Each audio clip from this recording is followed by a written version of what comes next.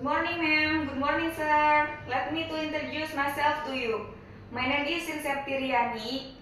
I come from Indramayu, West Java of Indonesia.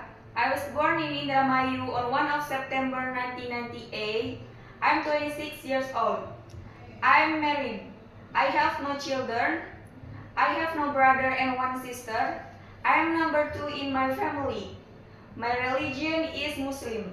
My last education is senior high school. My height is 154 cm.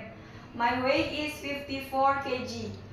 I have working experience before in Cirebon for 3 years, since 2019 until 2021. My job is take care of one child and I do general housework. I can cook Indonesian food like chicken soup, egg balado, fried rice, and fried noodle. I can cook simple Chinese food like steamed egg, steamed fish, kway teow, and chapchai. I can handle cut and cook pork, but I cannot eat pork because I'm Muslim. I can take care of baby or children. I can take care of old age or elderly person.